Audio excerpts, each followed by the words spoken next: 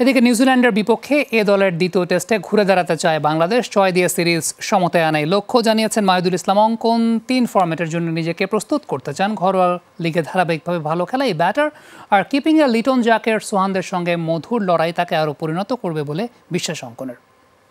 ৬৫% পর্যন্ত বিদ্যুৎ সাশ্রয়ী হাইসেন্স এসি। হাইসেন্স।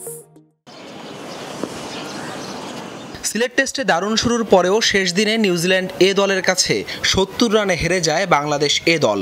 সেই হারের ক্ষত নিয়ে এবার মিরপুরে শেষ টেস্টের আগে অনুশীলনে মাহিদুল অঙ্কন, নুরুল হাসান সোহানরা। সোমবার হোম অফ ক্রিকেটে অনুশীলন করেছে দুই দলই।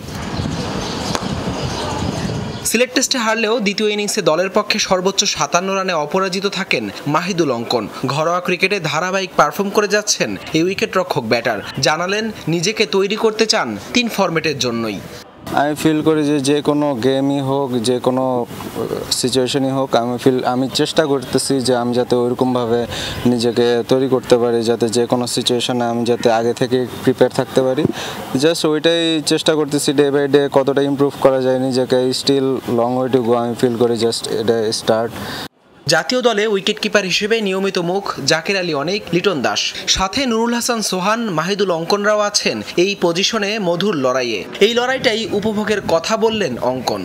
আমার তো মনে হয় যে এটা প্রত্যেকটা ডিপার্টমেন্টেই থাকা উচিত। আপনি যদি দেখেন যে বাইরের দেশেও এমন অনেক প্লেয়ারই একটা পজিশনের জন্যই থাকে, তো এটা আসলে আমাদেরকে আরও ইন্সপায়ার করে যে আমরা কীভাবে আরও নিজেকে ওইরকম বেটার পারফরমেন্স করতে পারি, যাতে কখনো সুযোগ আসলে যাতে আমি ওখানে ডেলিভার করতে পারি। ২১শে মে হোম অফ ক্রিকেটে দ্বিতীয় ও শেষ ৪ দিনের ম্যাচে ব্ল্যাক ক্যাপসদের বিপক্ষে লড়বে টাইগাররা। এই ম্যাচ জিতে সিরিজের সমতায় ফেরার লক্ষ্য অঙ্কনদের। আমাদের কোনো আর দ্বিতীয় অপশন নেই যে ড্র বা হেরে যাওয়ার চিন্তা করা। সেক্ষেত্রে আমাদের সবারই সবসময় চিন্তা থাকে যে ম্যাচ জেতা। হোপফুলি এই ম্যাচেও আমরা ওই প্ল্যানেই খেলব। হাসান আল মারুফ, যমুনা স্পোর্টস, ঢাকা।